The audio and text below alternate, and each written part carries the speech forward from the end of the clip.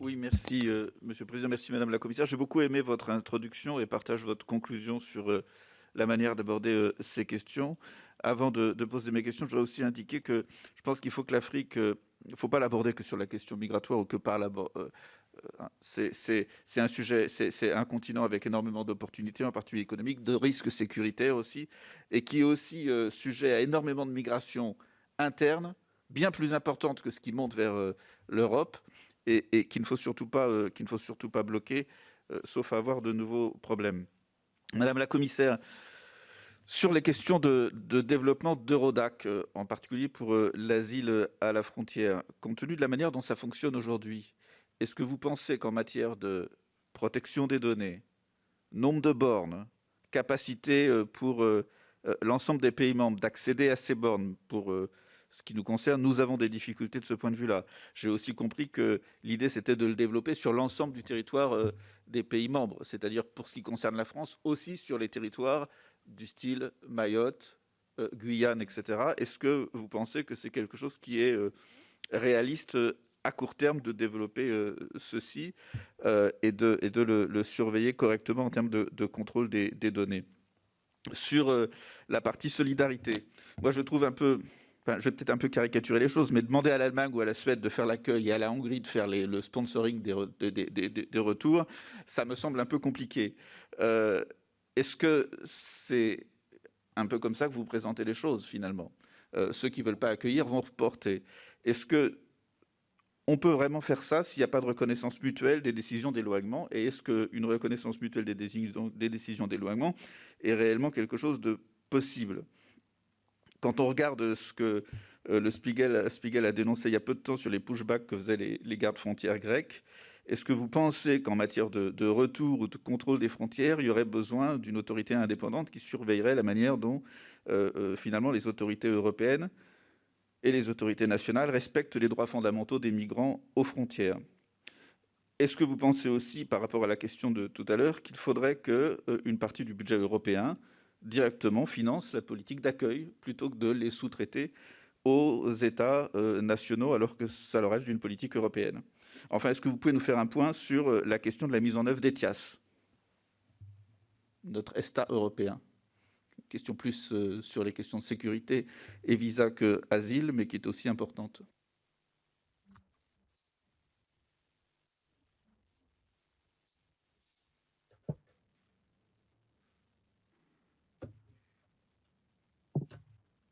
C'est à vous, Madame la Commissaire. Yep.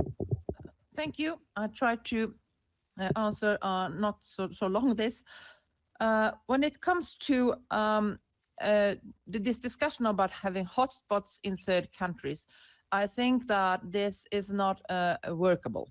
We still need to give to respect the right to apply for asylum in the European Union.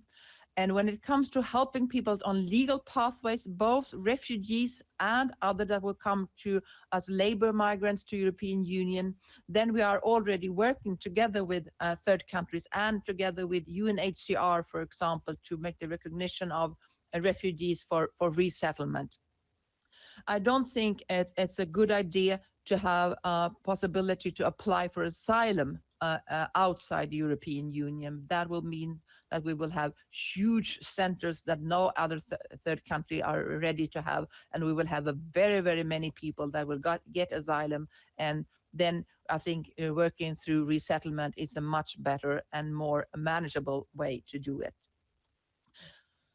The question on why should solidarity work this time? Because solidarity today is only voluntary. And that's, in my view, it's not working. We need mandatory solidarity mechanism. And that's why I'm proposing this mandatory solidarity mechanism. And hopefully this can be accepted, and then we will have a regulation, and then it will work. Today, we do not have a regulation for solidarity. And that means we are only depending on voluntary contribution. And in my view, this is not enough. Alors là, il y a beaucoup de questions et je vais essayer de répondre à cette longue liste. Sur la question des hotspots, dans des pays tiers, je ne pense pas que cela puisse fonctionner. nous avons besoin de respecter le droit de demander l'asile dans les pays à travers l'Union européenne. Nous devons pouvoir décider pour des réfugiés et pour d'autres migrants qui voyagent pour des raisons économiques ou autres. Nous travaillons là-dessus, notamment avec des pays tiers et avec la Haute Commission pour les réfugiés de l'ONU. Ce n'est pas une bonne idée de demander à des migrants de formuler des demandes d'asile en dehors de l'Union européenne.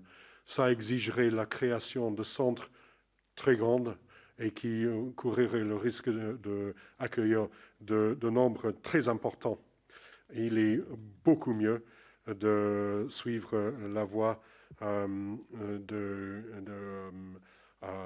du réétablissement plutôt que de favoriser cette voie des hotspots. Sur la question de la solidarité, pourquoi ça marcherait cette fois-ci, et tandis que ça n'a pas marché dans le passé, pour l'instant, la solidarité est simplement une question de la bonne volonté des États. Nous avons besoin d'un mécanisme de solidarité mandatoire.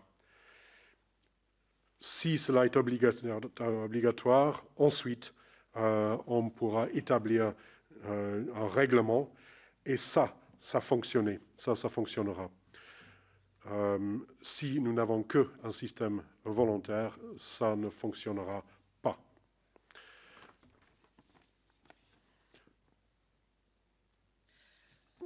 When it comes to the relation with Turkey, of course, we all know that the development is going the wrong direction. So there are several difficult things with Turkey today.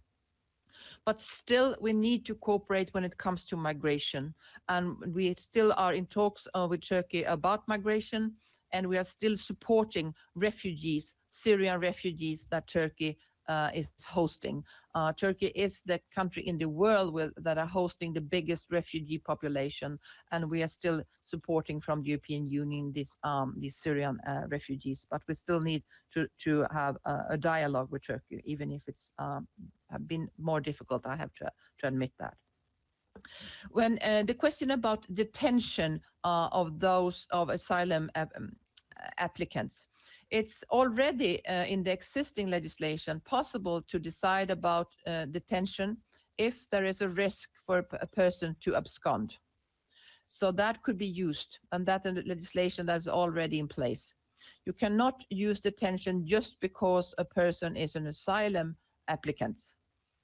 But if there is a risk of absconding, then there's a possibility of detention.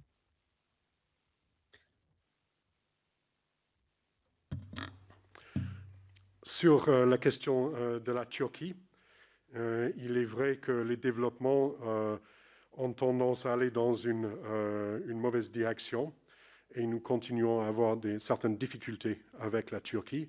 Néanmoins, nous avons besoin de coopérer en ce qui concerne la migration. L'Europe soutient des réfugiés syriens en Turquie et il faut se rappeler que la Turquie actuellement accueille le plus grand nombre de réfugiés syriens au monde. Donc nous avons besoin de poursuivre un dialogue, même si dans l'état actuel et le contexte actuel, cela est plus difficile que de par le passé. En ce qui concerne la politique de détenir des demandeurs, nous ne devons pas détenir les demandeurs simplement puisqu'ils sont demandeurs, puisqu'ils sont en procédure de demande. C'est uniquement dans le cas où ces demandeurs risquent de s'enfuir que nous pouvons utiliser cette possibilité.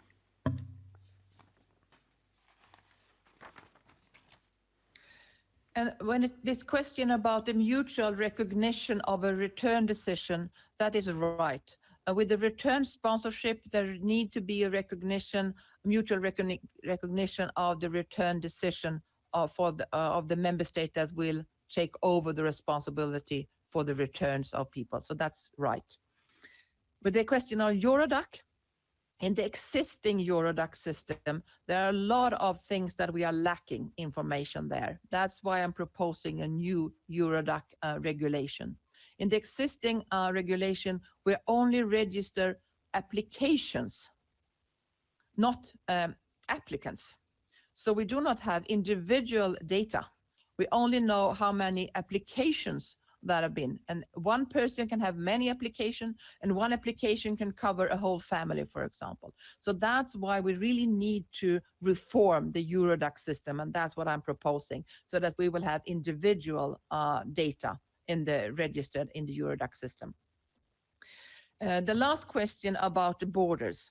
I must say I'm very concerned about these reports on pushbacks that are taking place at external EU borders. It's not acceptable. We need to defend the right to apply for asylum. We need to be aligned with fundamental rights and our values. That's why in my pact, I am proposing that all member states should be obliged to have an independent monitoring mechanism at the borders. And I've also asked the Fundamental Rights Agency to produce guidelines on how that independent monitoring mechanism should work to make sure that people have the right to apply for asylum. Thank you. Sur le plan des décisions de retour, nous avons besoin de reconnaissance mutuelle de ces décisions, et il doit aussi y avoir une reconnaissance notamment de ces décisions de retour entre les pays et les pays sponsors, les parents en quelque sorte. Dans le système Eurodac, il manque des informations. Nous avons besoin d'un nouveau règlement.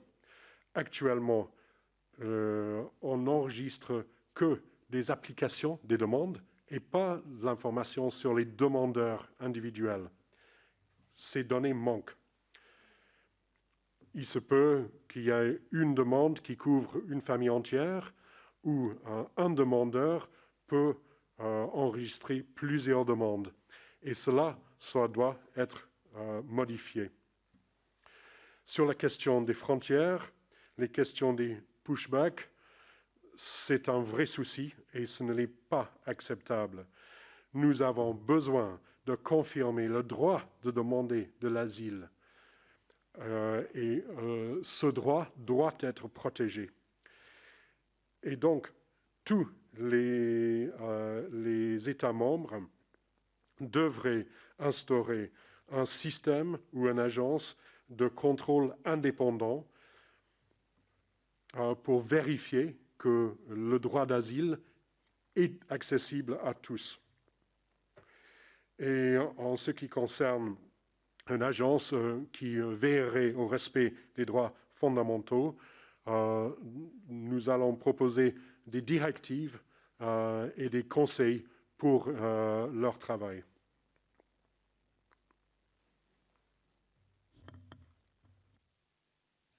Merci beaucoup. Oui.